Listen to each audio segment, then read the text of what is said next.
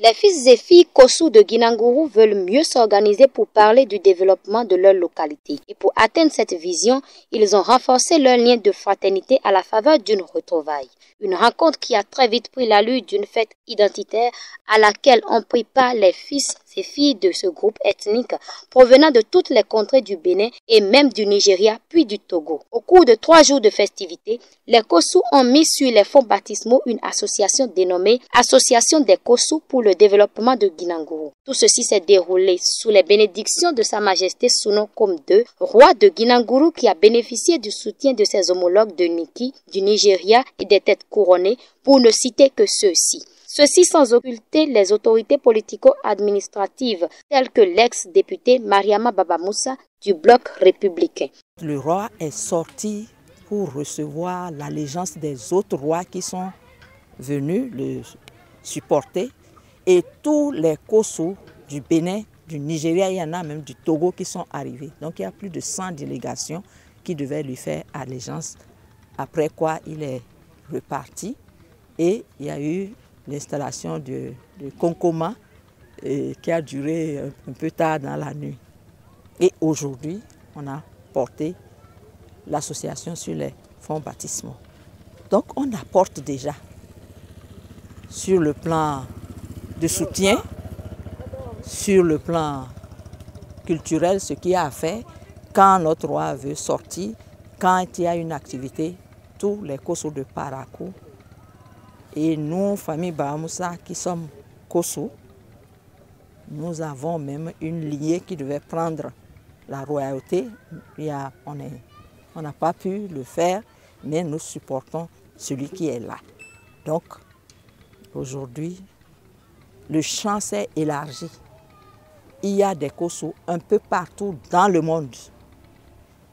Il est question de se mettre ensemble. Parce que vous savez, la culture, c'est ce par quoi on peut exprimer sa créativité. La culture, c'est ce qui vous permet de vous affirmer, d'affirmer votre appartenance à une communauté donnée. La culture, c'est ce que vous apprenez, votre manière de faire, votre manière d'agir, de vous comporter dans la société, c'est par la culture. Et la culture est un facteur de développement économique et social. Cette association nouvellement sortie des cendres se veut être apolitique. C'est la raison pour laquelle l'honorable Mariama Baba Moussa a pesé de tout son poids pour barrer la voie à toute velléité politique à l'entame du congrès. Et d'entrée de jeu, quand j'ai constaté des choses, j'ai dit, nous ne sommes pas venus faire de la politique. La politique, c'est après. Ceux qui font la récupération, ils n'ont qu'à aller se tenir tranquilles. Nous, les Kossou, de tout le Bénin réunis ici, et même des gens qui ont envoyé leurs cotisations des 4 coins du monde pour les Kossou de Guinagourou. Nous ne sommes pas venus faire la politique. Je suis en train de me desservir. Non, je ne suis pas en train de me desservir moi-même, mais je suis en train de dire attention, ceux qui font de la récupération politique n'ont qu'à se tenir tranquilles. L'association Kossou pour le développement de l'arrondissement de Guinagourou, c'est d'abord culturel. C'est nous mettre ensemble pour le développement culturel, économique et social de notre arrondissement. Pourquoi pas de la commune de Pereret et même de Bénin tout entier. C'est pourquoi d'entrée de jeu, j'ai dit ah non, il faut qu'on écarte. Maintenant, le politique, tout le monde est politique. Nous l'avons dit parce que le politique fait du désastre et nous sommes contre. Quand nous allons faire des activités à Guinagourou, à Pereret, ailleurs, on ne va pas demander à quelqu'un, vous êtes UP, vous êtes BR, non, vous êtes Kossou, un point c'est tout. Un bureau national de 21 membres a été mis en place pour conduire désormais la destinée des Kossou dans cet arrondissement de la commune de Ndali, qui est très peu connu du commun malgré qu'il soit le 2e royaume qui suit directement l'empire de Niki. Depuis que Guinagourou existe, Guinagourou n'a jamais regroupé ses fils et filles autour de leur roi. Mais la chose a été faite hier. Je remercie le Seigneur, je remercie Allah de nous avoir permis de pouvoir faire ce regroupement. Et seul, je ne peux pas faire le travail. Seul, je ne peux pas faire le travail.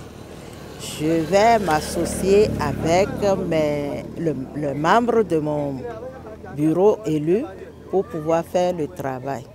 Et le premier défi que je veux relever, c'est rehausser le trône de Guinagourou. Parce que après le Sinaboko de Niki, parmi les Bariba, c'est le roi de Guinagourou qui suit. Parce que lui, il est le roi des Batonou, les vrais Bariba. Et le roi Sa Majesté de Niki est le roi des Wassangari. Donc, actuellement, le roi de Guinagourou n'est pas connu. Le royaume de Guinagourou n'est pas connu comme ça doit être. Donc, j'aimerais faire tout possible pour que cette situation soit renversée à la positive. D'abord, j'ai un sentiment de fierté. Le sentiment de fierté lié au fait que tous les membres de la dynastie aient pu se réunir pour la première fois à leur lieu d'origine. Ils sont venus des quatre coins du monde, j'allais dire, en tout cas du pays, même du Nigeria. Il y en a qui sont venus du Nigeria. Donc c'est une fierté d'avoir pu nous organiser notre première rencontre.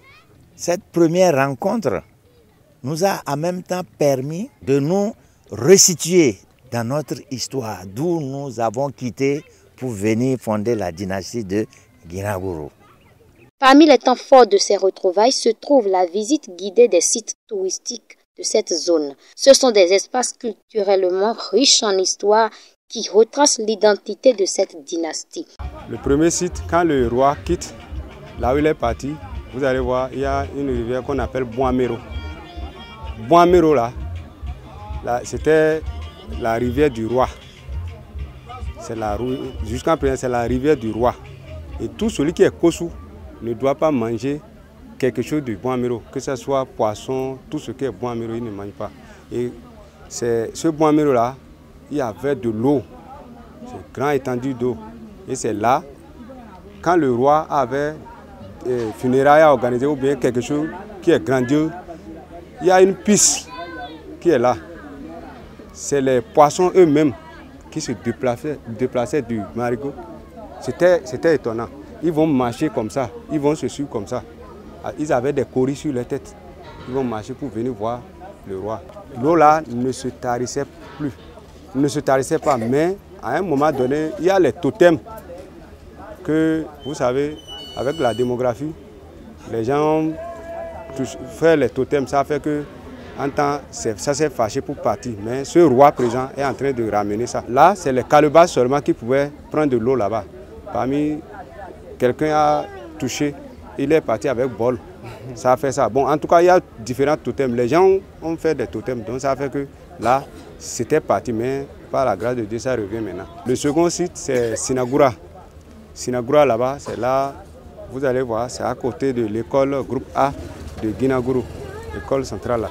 C'est au bord de la route comme ça. Vous allez voir un gros arbre qui est là. L'arbre qui est là, c'est sous ça. Et le roi va faire ses recueillements. Donc, chez Sinagoura, c'est l'arbre fétiche du roi. Troisième site, troisième et dernier, c'est Sikubakaru.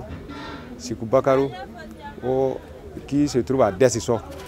Dessisso. Et Sikubakaru, lui, c'est quoi?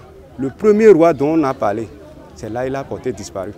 C'est-à-dire qu'il s'est enfoncé, il est enfoncé sous terre comme ça. Il convient de noter que les Kossou qui ont fondé la dynastie de Guinagourou sont des Bariba authentiques provenant de Kossou, localité située entre Sakaro et Bori. C'est la raison principale qui explique le principe ou coutume qui exige que seuls les Kossou sont reconnus pour occuper le trône de Guinagourou. Il s'agit plus précisément de 3 frères dont leur aîné s'appelle Koum. Dans leur fuite à l'arrivée des colons, ils se sont d'abord installés à Tenré avant d'occuper le territoire de Guinagourou.